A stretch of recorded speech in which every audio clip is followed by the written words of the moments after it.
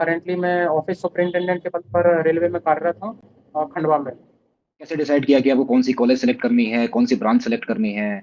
कोई गाइड किया या फिर क्या वहाँ पे आपका एक वो रहा कि यार गवर्नमेंट जॉब करना है, तो जनरली मैं एक मिडिल क्लास फैमिली से हूँ और जनरली कोई गाइड करने वाला फिर इतना कोई नॉन था टेक नहीं। ही आपने क्यों सेलेक्ट किया? मैंने क्या अपना पीएससी की तरफ अप्रोच करना चालू किया, तो उस टाइम ओके। मैंने पीएससी वगैरह की कोचिंग वगैरह भी ज्वाइन की। तो फिर टेक्निकल एजुकेशन छोड़ना, मतलब छोड़ना क्या, मतलब थोड़ा मैंने अपना थोड़ा डायरेक्शन थोड़ा चेंज कर लिया। बाकी ऐसा हुँ। है कि टेक्निकल में भी अगर जाता तो वहाँ भी अच्छी और हर अपॉर्चुनिटी किसी रहती की है। न किसी की एक ख्वाहिश होती है कि मेरे को गवर्नमेंट जॉब। बात तो कि आपको आपके सिलेबस को डिफाइन, मतलब सिलेबस आपको एनालाइज करना है अच्छे तरीके से, सिलेबस के अकॉर्डिंग ही आपको सबसे इंपॉर्टेंट चीज़ रहती है आपके प्रीवियस ईयर क्वेश्चंस पेपर, वो आपको लगाना है। जैसे 15 20 साल 25 साल के जितने भी इंपॉर्टेंट हो जाती हैं। एक आपका डेडिकेशन, दूसरी आपकी कंसिस्टेंसी, तीसरा आपका बैकअप प्लान भी तैयार करने की। ऐसा नहीं कि आप केवल रेलवे की तैयारी कर रहे हैं तो आपको केवल रेलवे में ही नहीं हो पा रही, अच्छी वैकेंसी नहीं आ रही है, 110 115 वैकेंसी आ लूसेंट को रही है। प्रेफरेंस दूँ, तो कितना परसेंट मेरा जीके और जीएस कंप्लीट हो जाएगा? इंपॉर्टेंट चीज़ है कि सेकंड ईयर्स में डिसाइड हो ही जाना चाहिए आपका कि मेरे को जो जाना गलती कहाँ है। मुझे वो अपकमिंग स्टूडेंट ना करें, वो पहले से बराबर। फोकस्ड होके करें। और ताकि जो उनका पॉडकास्ट में आपका स्वागत है। और आज के हमारे गेस्ट होंगे मिस्टर ऋषभ साहू जी, जो कि रेलवे में as a superintendent office superintendent पे हैं। और ऋषभ साहू जी से जानते हैं कि कैसे यहाँ तक की इनकी जर्नी रही है, इनके बारे में समझते हैं, क्योंकि एक टेक्निकल बैकग्राउंड से आते हैं ऋषभ जी। एंड देन कैसे-कैसे इन्होंने गवर्नमेंट जॉब की प्रिपरेशन की आज के टाइम पे। तो Rishabh ji welcome. Thank you so much Mudit. सबसे पहले मैं ये सीएम पॉडकास्ट और मुदित का बहुत बहुत धन्यवाद करना चाहता हूँ, जिन्होंने मुझे यहाँ इनवाइट किया और मतलब अपना अपने बारे में जो भी जर्नी है उसको शेयर करने का मौका दिया। बहुत अच्छा प्लेटफॉर्म है, इसके लिए मैं आप लोगों को बहुत शुभकामनाएं भी देना चाहता हूँ। और धन्यवाद। पुनः धन्यवाद आपका। स्टार्टिंग में यही करूँगा, अपना ब्रीफ इंट्रोडक्शन ही दूंगा। हुँ, मैं ऋषभ साहू। मेरी स्कूलिंग बनखेड़ी से हुई है, Saint Mary's convent higher secondary school Bankhedi, जो होशंगाबाद डिस्ट्रिक्ट में आता है। उसके बाद ओके, 12th तक मेरी स्कूलिंग वहीं से हुई। उसके बाद मैंने बी की, bachelor of engineering electrical and electronics discipline में की। मुझे तो और हम सब लोग क्लासमेट ही थे। उसके बाद राइट। 2015 से 2019 तक मैंने इंजीनियरिंग की। उसके बाद 2019 में ही पास आउट होने के जस्ट बाद मेरी रेलवे में जॉब लग गई। हुँ, मैंने फॉर्म पहले से भरा हुआ था, तो जस्ट शायद हम लोग जून में पास आउट हुए और अगस्त में मेरी ज्वाइनिंग हो गई। तो जनरली ओके। मेरे को ज़्यादा वेट नहीं करना पड़ा उस चीज़ के लिए। हुँ, हुँ, और हुँ, फिर तो करेंटली मैं ऑफिस सुपरिटेंडेंट के पद पर रेलवे में कार्यरत हूँ खंडवा में। ओके। ऋषभ, यहाँ से करियर में पहुँचने से पहले मैं आपसे ये पूछना चाहूँगा कि लाइक जब आपने 12th के बाद बीटेक में स्टार्ट किया, बीटेक स्टार्ट करना था आपको, तो आपने कैसे डिसाइड किया कि आपको कौन-सी कॉलेज सेलेक्ट करनी है, कौन-सी ब्रांच सेलेक्ट करनी है? कोई गाइड किया या फिर क्या वहाँ पे आपका मोटो था? जनरली मैं एक ऐसी फैमिली से बिलोंग करता हूँ कि जनरली मेरी फैमिली में मैक्सिमम लोग सब गवर्नमेंट जॉब में है। तो ओके। स्टार्टिंग से एक वो रहा कि यार गवर्नमेंट जॉब करना है। तो जनरली मैं एक मिडिल क्लास फैमिली से हूँ और जनरली कोई गाइड करने वाला इतना कोई था नहीं। हुँ, तो एक वो था कि यार 12th के बाद कुछ ना कुछ ग्रेजुएशन तो करना ही है। हुँ, तो या टेक्निकल ग्रेजुएशन कर सकते थे, नहीं तो नॉन टेक में बीएससी बीकॉम सिंपल आप कर सकते हो। ओके। टेक्निकल ग्रेजुएशन करने का एक फ़ायदा ये हो जाता है कि आप के ऑप्शन ज़्यादा खुल जाते हैं टेक्निकल फील्ड में जाने के लिए। आपको ज़्यादा ऑप्शंस मिल जाते हैं, जैसे जेईई वगैरह जूनियर इंजीनियर में जाने के लिए। फिर हुँ, प्राइवेट भी आपके काफ़ी ज़्यादा ऑप्शंस खुल जाते हैं। तो इस राइट। वजह से मेरे भैया मेरे बुआ के लड़के थे, उन्होंने बीटेक किया हुआ था। हुँ, हुँ, करंटली वो एसएससी हैं, सीनियर सेक्शन इंजीनियर मेट्रो में। तो ओके। उन्होंने गाइड किया कि मतलब टेक्निकल एजुकेशन करना थोड़ा ज़्यादा सही रहेगा। तो इस वजह से मैं बीटेक की तरफ आया। दूसरी चीज़, electrical and electronics branch choose करने का मेन ये था कि इसमें क्या है कि आपके प्राइवेट में भी जॉब के अच्छे खासे चांसेस बनते हैं और गवर्नमेंट जॉब भी अच्छी खासी आती है। अगर राइट। आप सिविल मैकेनिकल लेते हैं तो सिविल और मैकेनिकल के आपके प्राइवेट में थोड़े स्कोप थोड़े कम हो जाते हैं। वो हुँ, गवर्नमेंट मतलब ज़्यादा रहता है। और सीएस और आईटी वगैरह लेते हैं तो वो प्योर मतलब आपके फिर प्राइवेट में ही आपको जाना है, मतलब उसमें फिर गवर्नमेंट। तो इलेक्ट्रिकल एंड इलेक्ट्रॉनिक्स ऐसा है कि वो गवर्नमेंट और प्राइवेट दोनों को बैलेंस लेके चलता है। हुँ, तो हुँ, हुँ, वो इलेक्ट्रिकल एंड इलेक्ट्रॉनिक्स चूज़ करने का एक वो मोटिव था मेन तो। ओके। और मेन मोटिव यही था कि गवर्नमेंट जॉब ही चाहिए, तो इसलिए उस हिसाब से ही प्रिपरेशन हुई। हुँ। तो ऐसा चूज़ करने का ये तो था। ऋषभ, मेरा क्वेश्चन ये रहेगा कि लाइक आपने जब इलेक्ट्रिकल इलेक्ट्रॉनिक्स आपने ले लिया, राइट? तो हुँ, आपके पास टेक्निकल सेगमेंट में भी आपके पास अपॉर्च्युनिटी थी कि आप टेक्निकल में एज़ अ गवर्नमेंट जॉब आप देख सकते थे, राइट? बिल्कुल। तो फिर नॉन टेक ही आपने क्यों सेलेक्ट किया? देखिए, during the time of engineering, मतलब इंजीनियरिंग करते time first year second year तो थोड़े कैजुअली लिए। हम्म, लेकिन जब थर्ड ईयर में थोड़ा लगा कि यार अब करियर में थोड़ा फोकस करना है या कुछ आगे क्या करना है, क्या डिसाइड करना है, क्योंकि राइट। इंजीनियरिंग में जब एडमिशन लिया तो उस टाइम तो पता भी नहीं था कि आगे करना क्या है। बस ये था हम्म, गवर्नमेंट जॉब करना है, लेकिन कैसे करना है, कैसे अप्रोच करना है, कैसे जाना है, कौन से एग्जाम के लिए क्या सिलेबस रहेगा, कौन से एग्जाम के लिए क्या कोचिंग रहेगी, कुछ भी पता नहीं था। बस casually first year second year निकाल दिए। Third year right. से थोड़ा मेरा इंटरेस्ट आया क्या कि मेरा थोड़ा नॉन टेक्निकल बैकग्राउंड में, जैसे पीएचसी मेरे दोस्त लोग वगैरह और मेरे भैया लोग वगैरह हम्म, पीएचसी वगैरह की तरफ थोड़े ज़्यादा मतलब उनका वो था। हम्म, तो मैंने भी सोचा कि मैं पढ़ के देखता हूँ, तो मैं थोड़ा हिस्ट्री पॉलिटी ज्योग्राफी थोड़ा मतलब उठाया थर्ड ईयर से, तो थोड़ा चालू किया एनसीईआरटी वगैरह। Right, right. तो उस वजह से उस टाइम से मैंने क्या थोड़ा पीएचसी की तरफ अप्रोच करना चालू किया। तो उस ओके। टाइम मैंने पीएचसी वगैरह की कोचिंग वगैरह भी ज्वाइन की। तो फिर टेक्निकल एजुकेशन छोड़ना मतलब छोड़ना क्या मतलब थोड़ा मैंने अपना थोड़ा डायरेक्शन थोड़ा चेंज कर लिया। बाकी ऐसा हम्म, है कि टेक्निकल में भी अगर जाता तो वहाँ भी अच्छी अपॉर्चुनिटी रहती है, ऐसा नहीं है। वहाँ पे भी जैसे डेफिनेटली। जेई वगैरह से आपके अच्छे इलेक्ट्रिकल एंड इलेक्ट्रॉनिक्स में अच्छी वैकेंसीज आती हैं। एसएससी जो स्टाफ सिलेक्शन कमीशन होता है मिनिस्ट्री ऑफ डिफेंस वगैरह में, इन सब चीज़ों में वहाँ पे भी काफ़ी वैकेंसीज आती हैं। वहाँ पे भी आप चाहते तो वहाँ पे भी प्रिपरेशन कर सकते थे, लेकिन मैंने अपना डायरेक्शन चेंज कर लिया था, तो इस वजह हम्म, से मैं उसी तरफ ज़्यादा फोकस रहा। ओके। तो मेरा यहाँ पे क्वेश्चन ये भी रहेगा कि लाइक इस सेगमेंट में अपना फ्यूचर या करियर देखना चाहते हैं, तो उनके हम्म। लिए आपकी क्या गाइडेंस रहेगी, क्या रोड मैप वो फॉलो करें लाइक कि यहाँ तक पहुंच पाए? क्योंकि बहुत सारे लोग हैं, आज का टाइम जो है वो कंपटीशन में इतना ज्यादा कंपटीशन है कि लाइक वहां निकल के आना बहुत बड़ी बात है, और हर किसी की न किसी की एक ख्वाहिश होती है कि मेरे को गवर्नमेंट जॉब करनी है, राइट? चाहे वो जहां पे भी कर रहा हूँ, जैसे मैं अभी भी कर रहा हूँ, तो कहीं ना कहीं एक मन में रहता है कि मैंने पहले से प्लान कर रखा था और वो अब नहीं हुआ मेरा। तो वो हम्म। क्या रोड मैप उन्हें फॉलो करे ताकि वो ज्वाइन करें? मतलब गवर्नमेंट में आने के लिए, गवर्नमेंट जॉब में आने के राइट, लिए हाँ, गवर्नमेंट जॉब में आने के लिए। देखिए कोई भी गवर्नमेंट एग्जाम रहता है जनरली हर एक चीज मतलब एक तो टेक्निकल बैकग्राउंड रहता है और एक नॉन टेक एग्जाम रहता है। टेक्निकल हम्म, में आपका जनरली जैसे रेलवे लेता है, एसएससी लेता है, तो वो जेई के पद पे लेता है आपको जूनियर इंजीनियर। और नॉन ओके। टेक में फिर बहुत सारी वैकेंसीज आती है, जैसे एसएससी में आप जाएंगे तो income tax inspector, GST inspector, ये एसएससी का एक अलग हो जाता है ग्रेजुएशन लेवल पे। फिर तो हम्म, आपका ट्वेल्थ लेवल पे भी हो जाता है, ग्रेजुएशन लेवल पे नहीं देना है। रेलवे में भी आपका सेम टू सेम रहता है, रेलवे में आपका टेंथ लेवल पे भी रहता है, आपका आईटीआई लेवल पे भी रहता है, आपका ट्वेल्थ लेवल पे भी रहता है और आपका ग्रेजुएशन लेवल पे भी रहता है। राइट। तो डिपेंड है कि आपने किस प्रकार का एजुकेशन क्वालिफिकेशन लिया है। तो हम्म, जैसे फॉर एग्जांपल आपका जो एनटीपीसी की वैकेंसी आती है, नॉन टेक्निकल पॉपुलर कैटेगरी कहते हैं रेलवे में, तो हम्म, उसके लिए आपका ग्रेजुएशन चाहिए रहता है। तो वो डिपेंड करता है कि वो मतलब ऐसा कोई ज़रूरी नहीं है कि आप बीटेक ही किए हो तभी आप मतलब कोई सिंपल आपका कुछ भी ग्रेजुएशन हो, बीए किया हो, बीएससी किया हो, बीकॉम किया हो, कुछ भी किया हो। मेन तो क्या रहता है कि आपका कोई भी एग्जाम हो, चाहे आपका टेक्निकल एग्जाम हो चाहे नॉन टेक एग्जाम हो, हर एग्जाम के लिए एक प्रॉपर सिलेबस डिफाइंड रहता है। ओके। तो कोई भी एग्जाम, कोई भी गवर्नमेंट एग्जाम की आपको तैयारी करना है, फॉर एग्जांपल मैं भी बता दूं आपको, जैसे आपको रेलवे की ही तैयारी करना है तो उसका भी एक सिलेबस प्रॉपर डिफाइन है। सबसे पहली बात तो कि आपको आपके सिलेबस को डिफाइन मतलब सिलेबस आपको एनालाइज करना है अच्छे तरीके से, सिलेबस के अकॉर्डिंग ही आपको आपकी पढ़ाई करना है। तो कई राइट। जैसे रेलवे के बैचेस अवेलेबल हैं, ऑनलाइन अवेलेबल है या फिर ऑफलाइन कोचिंग है, ऑफलाइन कोचिंग है भोपाल में बहुत सारी, जैसे महिंद्रा कोचिंग है, कैरियर पावर कोचिंग है और फिर अलग अलग कोचिंग है, बहुत सारी हम्म, कोचिंग है।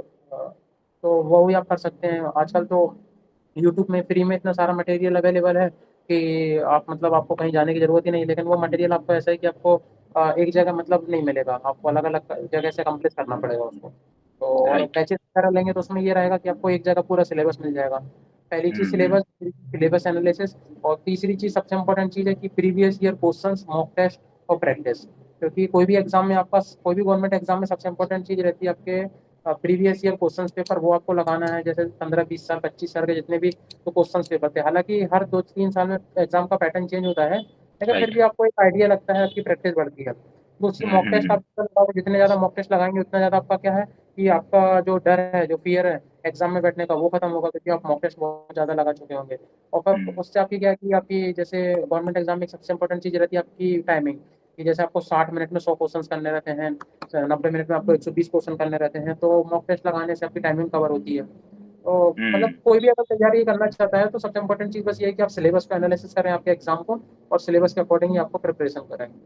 तो और फिर ऐसा है कि तैयारी करना रहता है बस, और क्या, पढ़ते रहिए पढ़ते रहिए। तो जैसे कि मैं देखूं तो बहुत सारे हमारे दोस्त भी अभी भी लगे हुए हैं, प्रिपरेशन कर रहे हैं, तो कहीं ना कहीं हम्म। उनका फेलियर का रीजन क्या हो सकता है? आप भाई मतलब क्या आप उस पर बोल सकते हैं? लाइक बहुत सारे भी दोस्त हमारे लगे हुए हैं, राइट? हमारे साथ के पढ़ने वाले हैं। बराबर है। उसके अगर जैसे मैं इससे थोड़ा लीड से थोड़ा हट के बात करूँ तो जनरली किसी भी चीज़ के लिए रहता है कि आपकी 3 चीज़ बहुत इम्पोर्टेंट हो जाती हैं। एक आपका डेडिकेशन, दूसरी आपकी कंसिस्टेंसी, तीसरा आपका पेशेंस। हुँ, खासकर आप गवर्नमेंट जॉब की अगर तैयारी कर रहे हैं तो पेशेंस एक बहुत बड़ी चीज़ हो जाती है। क्योंकि देखिए, जैसे गवर्नमेंट जॉब अगर कोई भी रहती है, तो आपका ऐसा रहता है कि अगर आज कोई नोटिफ़िकेशन आया है तो हो सकता है उसको क्लियर होने में 2 साल लग जाएँ, 3 साल लग जाएँ, हो सकता है 5 राइट। साल भी लग जाएँ। ठीक है? हुँ, लेकिन आपको ऐसा है हुँ, कि आपको आपके थोड़े बैकअप प्लान भी तैयार करने हैं कि ऐसा नहीं कि आप केवल रेलवे की तैयारी कर रहे हैं तो आपको केवल रेलवे में ही फोकस करना है। ठीक है? ओके। आपको जैसे हुँ, अगर कॉम्पिटिशन है, जैसे अगर आप नॉन टेक बैकग्राउंड में घुसे हैं तो आपको नॉन टेक में बैंकिंग भी देखना है, एसएससी भी देख लीजिए, रेलवे भी देख लीजिए, तो आपको थोड़ा क्या है कि डाइवर्सिटी मिल जाएगी तो इतना ज़्यादा वेट नहीं करना पड़ेगा। अब फॉर एग्ज़ाम्पल कि जैसे कोरोना में 2-3 साल रहे, तो 2-3 साल कोरोना में तो कोई एग्ज़ाम ही नहीं हुआ। सही बात है। मैंने भी 19 में जॉब तो ले ली थी, लेकिन मैं अपनी जॉब से सैटिस्फाइड नहीं था। तो 2-3 साल लेकिन मजबूरी में फँस गए वहाँ पे, तो 2022-23 तक हम लोग फँसे ही रहे वहाँ पे। लेकिन हुँ, उसके बाद फिर एग्ज़ाम होना चालू हुए, तो फिर 2023 में 2-3 एग्ज़ाम एक साथ निकले, रेलवे के ही। हुँ, हुँ, तो मतलब मेरा मतलब ये है कि फेलियर तो जनरली ऐसा रहता है कि जिसने पढ़ाई की है वो फेलियर तो नहीं होता है कहीं न कहीं। कहीं न कहीं अगर आपने पढ़ाई की है तो कुछ न कुछ पेड ऑफ तो उसका मिलता ही है। राइट। और फिर वही थोड़ा पेशेंस रखना पड़ता है। और फिर कुछ चीज़ें ऐसी हैं जैसे फॉर एग्ज़ाम्पल जैसे मैं खुद पीएससी की तैयारी कर रहा था, लेकिन मैं आ गया रेलवे में, ठीक है।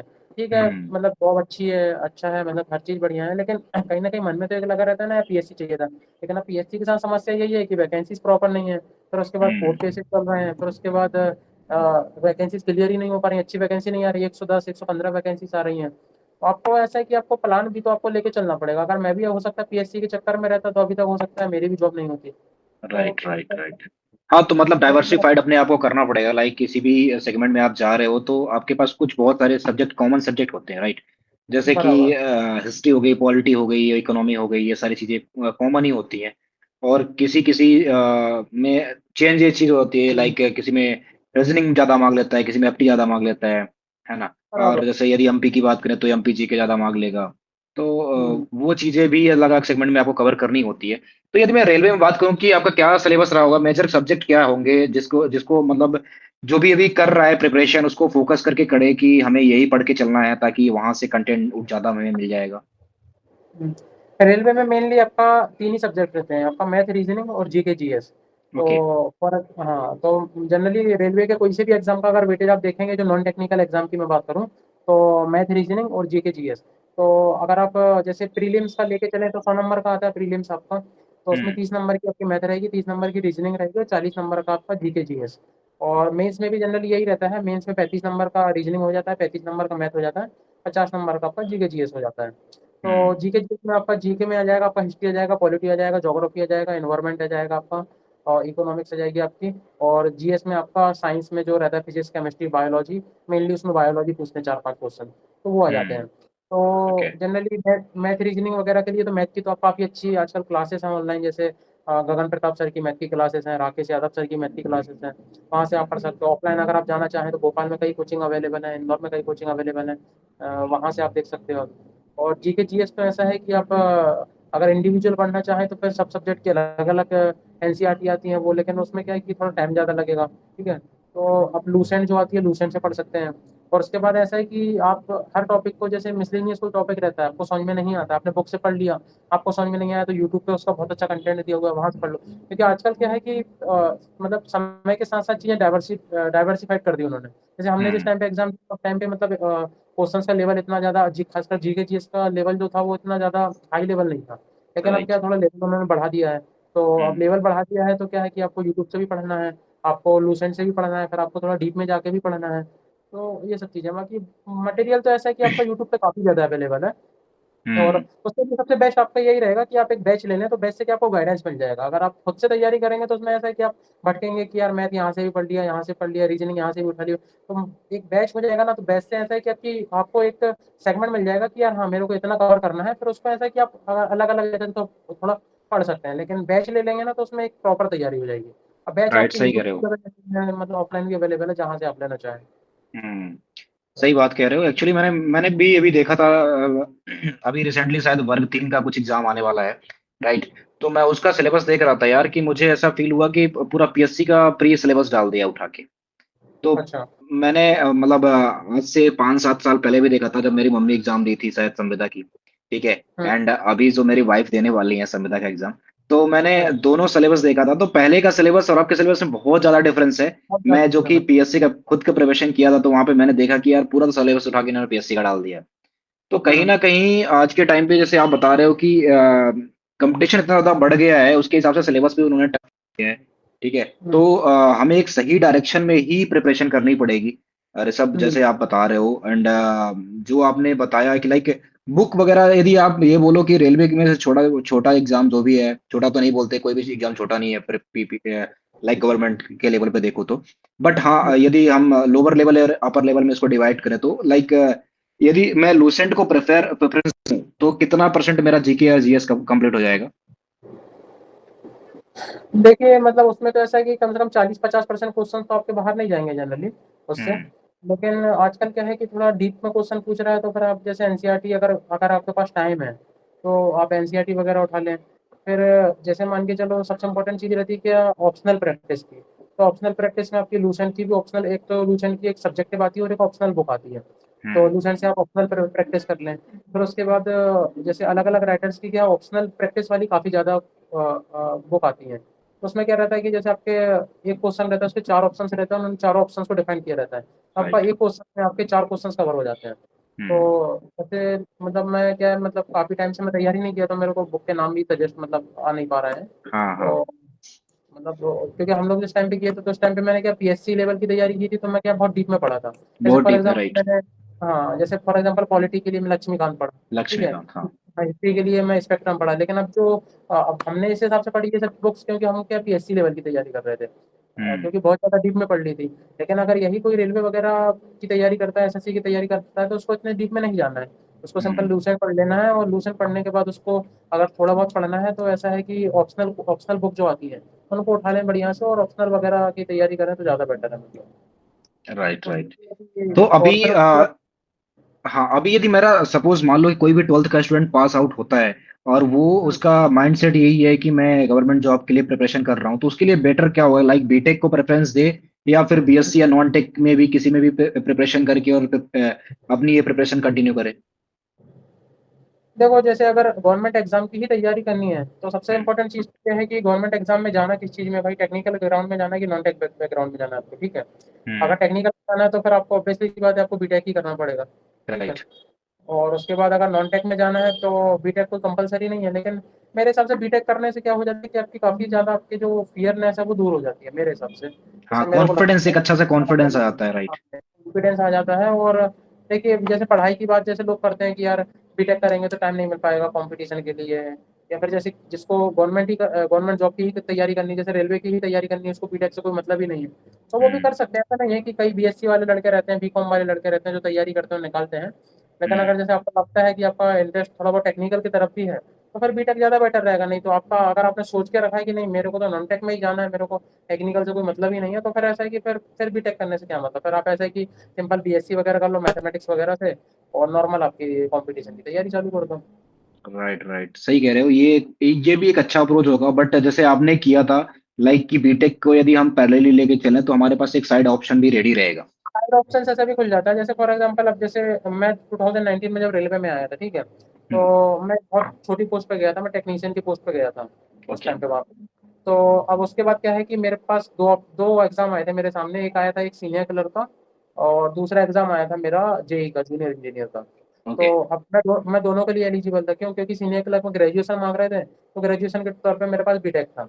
उसके बाद हुँ, जेईई में बीटेक माँग रहे थे, तो मेरे पास बीटेक था। बीटेक था तो राइट। मैंने दोनों एग्ज़ाम दिए थे, लेकिन मैंने दोनों एग्ज़ाम में फ़ोकस सीनियर क्लर्क पे किया क्योंकि मेरा क्या है कि मैं दोनों साइड नहीं जाना चाहता था, क्योंकि क्या है, दोनों साइड जाने से अगर प्रॉब्लम ये हो जाती पता चले एक में भी नहीं हुआ अपना, है ना? हुँ, हुँ, तो इस वजह से मैंने क्या वो चुना तो मतलब मैं यहाँ पे आ गया। तो सीनियर क्लर्क में आ गया मैं यहाँ पे, फिर उसके बाद मेरा प्रमोशन हुआ। तो हुँ, लेकिन ये था कि ऑप्शन तो था ना मेरे पास जेईई का भी, अगर मैं चाहता तो मेरे ऐसा है कि मेरे जो साथ वाले जो कलीग्स थे, जो टेक्नीशियन मेरे साथ बने थे 2019 में, जो हम लोग सब साथ में आए थे ऑफ़िस में, तो आज हुँ, 4-5 लोग अपने जेईई हैं, मतलब जूनियर राइट। इंजीनियर हैं और अभी हाँ, वो एसएससी सीनियर सेक्शन इंजीनियर हो गए हैं। तो मेरे साथ में ही पोस्टेड हैं, वो रतलाम में और यहाँ बड़ोदरा में पोस्टेड हैं। तो उनके साथ हुँ, बढ़िया ऑप्शन था, वो लोग डिप्लोमा किए हुए थे इलेक्ट्रिकल इंजीनियरिंग से। और एक इलेक्ट्रिकल और सिविल से डिप्लोमा किए हुए थे, 2-3 बीटेक भी थे उसमें से, तो वो लोग वहाँ चले गए, तो उसकी वजह से एक ऑप्शन खुल गया ना आपके पास टेक्निकल में जाने का। राइट राइट, तो ये एक अच्छी अप्रोच है जो आप बता रहे हो। आई थिंक ये भी एक बहुत अच्छी अप्रोच है, और इसको फॉलो करके रखने पे हमारे पास ऑप्शन होते हैं। बहुत हाँ बहुत धन्यवाद आपका ऋषभ। मेरे हिसाब से कि जो मेरे डाउट्स थे वो मैंने आपसे कंप्लीट कर लिए। कुछ आपके माइंड में हो कि जो आप जो मैं नहीं पूछ पाया हूँ और ऑडियंस को आप बताना चाहो कि आपको ये फॉलो करना चाहिए, तो यहाँ पे हेल्पफुल हो जाएगा। मैं तो बस यही बोलूँगा कि यार पढ़ते रहो अच्छे से, थोड़ा मतलब ये है कि अभी जो भी खासकर अभी सबसे इम्पोर्टेंट चीज़ है कि जो जो भी ग्रेजुएशन में है या फिर मतलब ग्रेजुएशन स्टार्ट करने वाले हैं, तो थोड़ा-थोड़ा पढ़ते रहें और थोड़ा लाइफ़ का एन्जॉय भी करते रहो मतलब ग्रेजुएशन के साथ-साथ, क्योंकि वो भी बहुत ज़रूरी है, क्योंकि वो एक फ़ेज़ ऐसा है कि निकल जाता है तो फिर बाद में ऐसा है कि अभी हम लोग जॉब तो कर रहे हैं लेकिन फिर काफ़ी ज़्यादा चीज़ें याद में रह जाती हैं। तो थोड़ा एन्जॉय भी करते रहें, लेकिन ये थोड़ा बहुत पढ़ते रहें। और सबसे इम्पोर्टेंट चीज़ यही है कि आपको जो भी करना है ग्रेजुएशन के बाद, फॉर एग्ज़ाम्पल अगर आप बीटेक में हो अभी, तो बीटेक के बाद जनरली 2-3 ऑप्शन ही लोग ढूँढते हैं। एक तो या तो गवर्नमेंट एग्ज़ाम की तैयारी करते हैं नॉन टेक में, या तो टेक्निकल में जेईई वगैरह की तैयारी करते हैं, या तो फिर वो गेट वगैरह की प्रिपरेशन करने लगते हैं। तो हुँ, आपको जो भी करना है, जैसे गेट वगैरह करना है, तो आप ये है कि आप अभी से थोड़ा बहुत उसका सिलेबस वगैरह डिफाइन करके, क्योंकि हर चीज़ का सिलेबस डिफाइन है। आप राइट। चाहे टेक्निकल में जाएँ, चाहे नॉन टेक में जाएँ, चाहे गेट में जाएँ, कोई कैट की तैयारी एमबीए करने का भी सोचता है तो कैट में जाए तो उसका सिलेबस भी डिफाइन है। तो जिसमें भी आपको जाना है, चाहे गेट में जाना है, चाहे कैट में जाना है, चाहे नॉन टेक, चाहे टेक्निकल बैकग्राउंड में जहाँ भी जाना है, उसका सिलेबस डिफाइन करके और अभी से थोड़ा बहुत उसका ऐसा है कि ज़्यादा नहीं तो डेली 1-1 2-2 घंटे थोड़ा यूट्यूब पे आजकल इतनी सारी चीज़ें उसको मतलब देखते रहें और थोड़ा-थोड़ा करते रहें। और थर्ड ईयर से ये है कि अपनी तैयारी पीक पे कर दें। क्योंकि क्या हुँ, है कि 4 साल मतलब वो इतने जल्दी जाते हैं ना, पता नहीं चलता। क्योंकि सबसे इम्पोर्टेंट चीज़ ये है कि ग्रेजुएशन के बाद हम खाली बैठते हैं ना, वो समय थोड़ा प्रॉब्लम क्रिएट हो वाला हो जाता है। क्योंकि हालाँकि मैंने तो वो फ़ेज़ देखा नहीं, सही बताऊँ तो मेरे को इतना ज़्यादा वो नहीं है, क्योंकि हुँ, 2019 में मैं पास आउट हुआ, डायरेक्ट मेरे को जॉब मिल गई। लेकिन ये है कि जब 2019 जब हम पास आउट होते हैं ग्रेजुएशन के बाद और उसके बाद अगर 1 साल, 2 साल, 3 साल, 4 साल या 5 साल हमको वेट करना पड़ता है, तो वो फ़ेज़ क्या है कि बहुत ज़्यादा दुखदाई हो जाता है। और वो इसलिए होता है क्योंकि हमने क्या है कि जो 4 साल है ना, वो पूरा कुछ भी नहीं किया है। 4 साल के बाद हमारी नींद खुली कि यार हमको करना क्या है, आप सोचते सही हैं। बात। तो ये है कि सेकंड ईयर से मतलब तो फर्स्ट ईयर तो चलो ठीक है, थोड़ा बहुत एन्जॉय करो बढ़िया से, आराम से पहले समझो कि बीटेक है क्या। सेकंड ईयर से थोड़ा बहुत अपना गोल डिसाइड कर लो। सबसे इम्पोर्टेंट चीज़ है कि सेकंड ईयर्स में डिसाइड हो ही जाना चाहिए आपका कि मेरे को जाना कहाँ है। हुँ, और थोड़ा-थोड़ा देखते रहो सेकंड ईयर में। थर्ड ईयर से ये है कि या तो उसकी कोचिंग जॉइन कर लो, गेट में जाना है तो गेट की कोचिंग जॉइन कर लो आप। आपको कैट में जाना है, आपको एमबीए करना है तो कैट की कोचिंग जॉइन कर लो। अगर आपको जेईई वगैरह की प्रिपरेशन मतलब जेईई वगैरह में जाना है, जैसे एसएससी जेईई आती है, रेलवे जेईई आती है, या जहाँ भी मतलब टेक्निकल जेईई वगैरह की पोस्ट पे जाना है तो उसकी तैयारी आप चालू कर दो। और अगर आपको नॉन टेक में जाना है तो नॉन टेक की आपकी बहुत सारे ऑप्शंस अवेलेबल हैं, क्योंकि आप भोपाल या इंदौर से बीटेक कर रहे होंगे तो वहाँ से मतलब ऑफलाइन कोचिंग है तो वो तैयारी कर दो। तो उसमें क्या है कि आप 4 साल जैसे ही आपका कंप्लीट होगा तो आपको ऐसा लगेगा कि हाँ, हमने पेड ऑफ किया है और ज़्यादा आपको वेट नहीं करना पड़ेगा। 1-2 साल में अगर आपने बढ़िया से तैयारी की है तो 1-2 साल के अंदर में आपके पास कुछ ना कुछ मतलब बढ़िया मिल जाएगा मतलब। ये है। Right right. बहुत-बहुत धन्यवाद ऋषभ। आई थिंक बहुत अच्छा आपने एक रोड मैप दिया है जो कि हमारे ऑडियंस के लिए हेल्पफुल होगा। एंड हुँ, यही कहूँगा कि आपके लिए भी बहुत अच्छी शुभकामनाएँ। आपने यहाँ पे जॉइन किया, सबसे अच्छी चीज़ तो ये है। मेरे लिए तो प्राउड की बात है क्योंकि हम दोनों साथ में प्रिपरेशन स्टार्ट किए थे पीएससी की, राइट? और मैं बैक हाँ, आउट कर गया क्योंकि मुझे ऐसा फ़ील हुआ कि शायद मैं उसके लिए नहीं बना हुआ हूँ। बट तुम्हारे लिए अच्छा था कि तुमने जो डेडिकेशन तुमने दिया शायद वो मैंने नहीं दिया। सही बात तो यही थी। और कहीं न कहीं तुमने उसको ग्रैब किया जो अब डिज़र्विंग भी हो, वो तो पॉइंट की बात है, जो आप डिज़र्विंग हो जिस प्लेटफ़ॉर्म में आप हो। तो यही है कि जो गलती मैंने की वो अपकमिंग स्टूडेंट ना करें, वो पहले से बराबर। फ़ोकस्ड होके करें, और ताकि जो उनका एक गोल है वो अचीव करें, राइट? तो अभी के लिए इतना ही। बहुत-बहुत धन्यवाद ऋषभ आपका। थैंक यू सो मच मुदित। और बस मैं सबको यही बोलना चाहूँगा कि सब लोग सपोर्ट करें, बहुत अच्छा काम कर रहे हैं मुदित, मतलब ये करियर मित्र पे ये पॉडकास्ट करके। क्योंकि सबसे इम्पोर्टेंट चीज़ क्या होती है कि चलो ठीक है मतलब ऐसा है कि हम लोग इतने उतने बड़े पोस्ट पे भी नहीं है कि मतलब ज़्यादा कुछ बोल सकें। लेकिन एक हुँ, मेरे हिसाब से पोस्ट से ज़्यादा मैटर कर जाता है आपका एक्सपीरियंस। क्योंकि है एक्सपीरियंस। ना 7-8 साल का मतलब पास आउट हुए, 6 साल आज पास आउट हुए हो गए, तो लाइफ में सब कुछ देख लिया है कि यार किस तरीके की चीज़ें होती हैं। मैंने भी राइट। देख लिया, मुदित ने भी देख लिया, राम जो पॉडकास्ट वो भी करते हैं उन्होंने भी देख लिया है। हुँ, तो ये लोग यहाँ पे शेयर कर रहे हैं तो बहुत अच्छी चीज़ है और बहुत बढ़िया चीज़ है कि सबको गाइड कर रहे हैं।